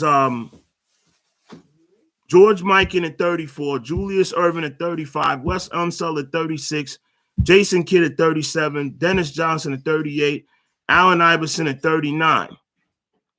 So you got Steve Nash over Allen Iverson too? No way. No way. Steve Nash won back-to-back MVPs without playing defense. Was that a race bias thing?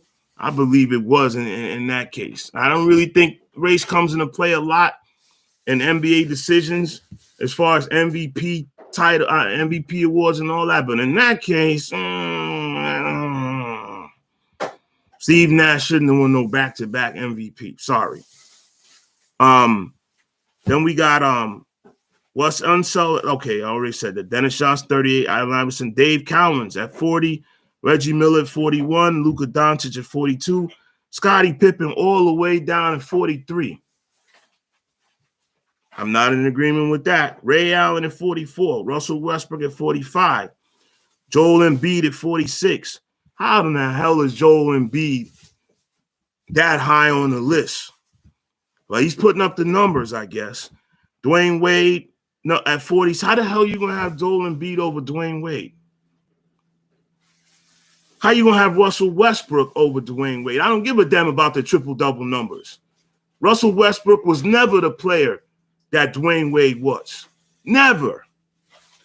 Dwayne Wade is way more valuable than Russell Westbrook.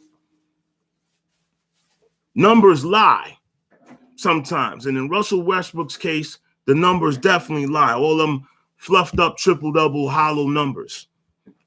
Then you have you got Gary Payton down here at 51. You got,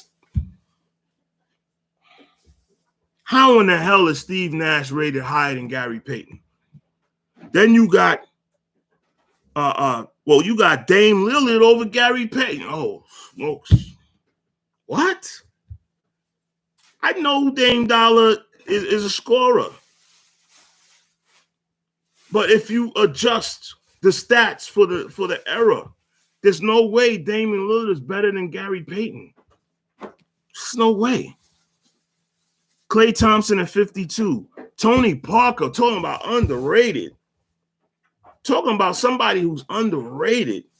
Tony Parker had to restrain and restrict his offensive game to play in that Spurs system. He definitely didn't have a green light only toward the end when Tim Duncan got old and they loosened the reins on Tony Parker. But during the era where they was ranking point guards in them 2010s, right, and early 2000s, all these guys were always ranked and went to the All-Star team ahead of Tony Parker. Only thing Tony Parker did was win championships. He doesn't have the pure numbers because of the system he played in. He also had to share the ball with Manu Ginobili and Tim Duncan. But this is a travesty. Elgin Baylor at 54. Carmelo Anthony at 55. Nate Thurman at 56. Tracy McGrady at 57.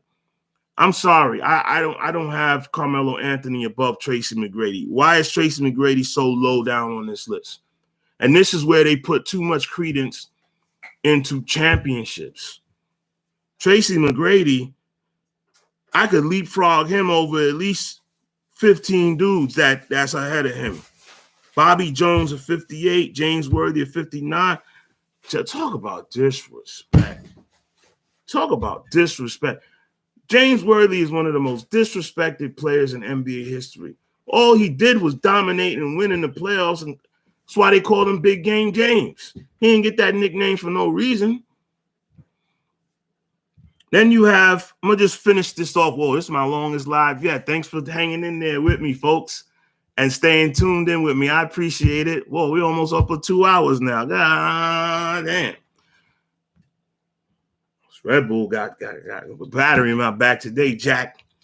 All right, so now we going down the list. James Worthy at 59, George Gervin at 60, Walt Bellamy at 61, Rajon Rondo at 62. They got Rajon Rondo up here. I respect Rajon Rondo. There's many rappers that name themselves after him. He's so gangster, right? But he didn't. How is he ranked ahead of Joe Dumars? Joe Dumars is criminally underrated as well. Joe Dumars, I mean, come on. I mean, Joe Dumars didn't put up the pure numbers, but he was the only one back in the day that could even had a sniff or a chance to slow down Michael Jordan. It was Joe Dumars, and his jump shot was wet water, and he was a hell of a facilitator. And he was only about 6'2.5", Joe D. Paul Pierce at 64. He's not gonna like this, folks. You know how Paul Pierce is. What? Chauncey Billups at 65. Bill Walton at 66. Elvin Hayes at 67. Tim Hardaway, not Tim Hardaway Jr., but his father, Tim Hardaway at 68. Anthony Davis at 69. Artis Gilmore at 70. Nikola Jokic at 71. Derrick Rose at 72. Bob McAdoo at 73. Nate Tiny Archibald at 74. And his list round out Kevin McHale at 75. Several problems with this. Like my boy Tariq said, no Clyde Drexler on this list. How could that be? How could you have 75 players and Clyde the Glide Drexler not be there? Robert Parrish is not on this list. You know, when they speak about the original Big Three of Boston, it was a Big Three, not a Big Two. Dennis Johnson was not part of the Big Three. Danny Ainge was not part of the Big Three. It was Robert Parrish, Kevin McHale, and Larry Bird. And Robert Parrish is criminally overlooked and underrated. He played like damn near 22 years in the NBA. He leads the whole league in games played all time. He played more games than anybody. I'm talking about Robert Parrish now. Played more games than Kareem. Played more games than anybody. And he's not in the top 75. And he was the center of what many believe. I don't believe it, but many people believe that 86 Boston squad was the greatest team of all time. And he was the starting center, part of the big three, and he's not on this list. Like I said, I'm not going to disrespect Jimmy because I'm basing this whole live and using his video as a backdrop because I respect Jimmy High Roller. Once again, go to Jimmy High Roller's page, JXMYHIGHROLLER. Jimmy High Roller. He has a lot of excellent content on there. You don't have to agree with all of it to appreciate the excellence of his production. And I don't agree with this list at all. But here we go, all up on almost 2 hours now. I thank everybody. I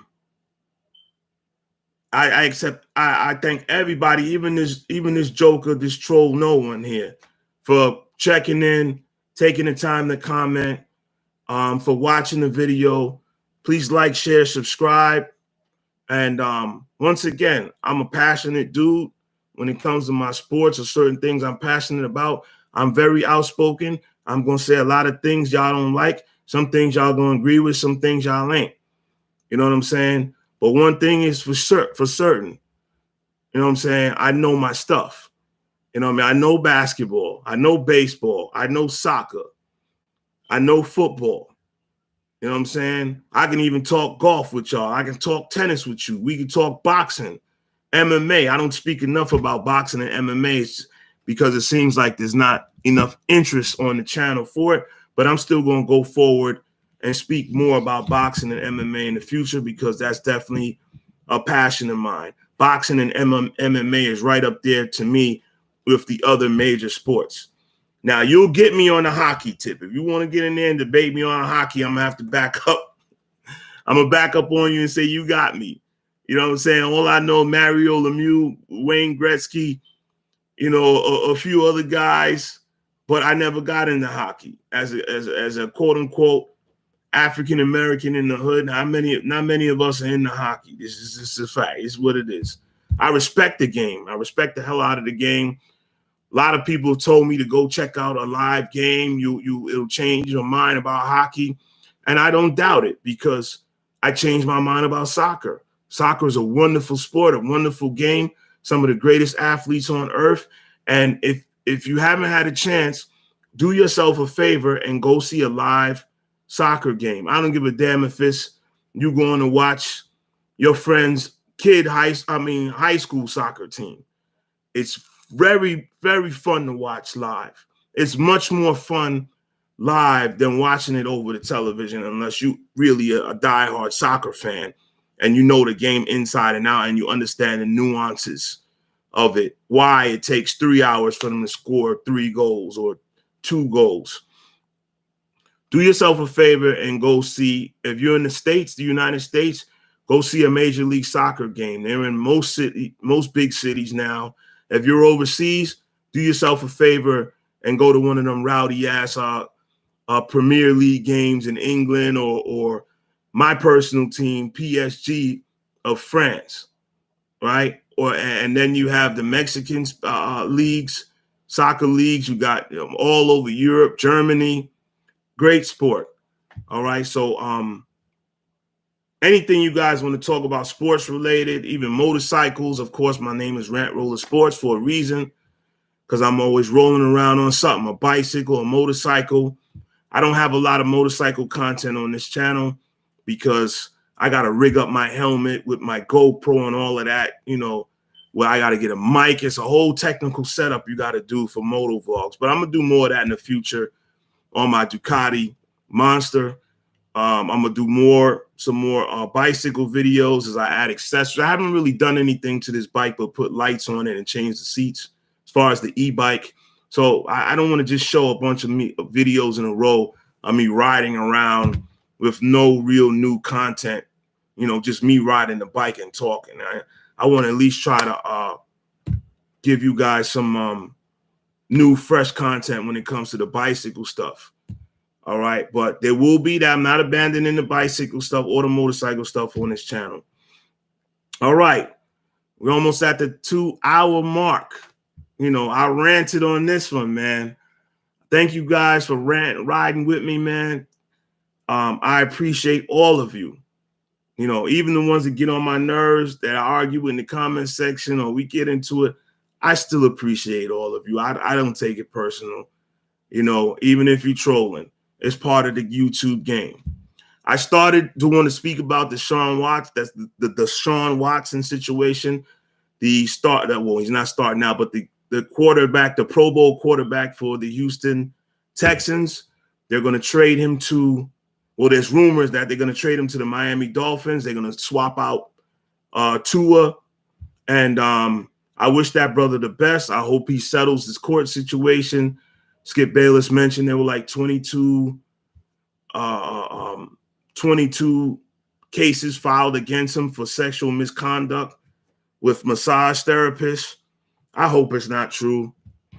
You know, I hope he can come back from this because he's a top 5 quarterback and he's good for the league right now. Right now, there's a lot of parity in the league. There's a lot of young quarterbacks that they're throwing into the fire, and the game is kind of suffering right now. So we need as many stars in the NFL, veterans that know what they're doing, as possible. I don't want to get into the allegations and all that stuff. This is a sports channel. It's not a political channel, so I'm not going to get into that. I would talk about that more on my other channel, Rant Social. But you can go over there and check out some of my content as well. All right. Thank you guys once again. I appreciate you all. And I will see you soon. All right. This has been Rant Roller Sports. I'll see you next time. Please like, share, subscribe. You know, tell a friend is crazy dude on YouTube running his mouth about this and that. He'll argue with you. But one thing, I will answer most or all of the comments, even if I just put a heart. If I see it like 2 a.m, I put a heart, I will usually try to respond back to you. That's the difference between me and a lot of YouTubers, right? You'll leave a comment, you'll never hear back from them, right? Or maybe they'll just put a heart on your comment and that's it. You know, you'll just be talking to other viewers. On this channel, you talking to me and I'm talking to you, all right? So until next time, peace, you guys.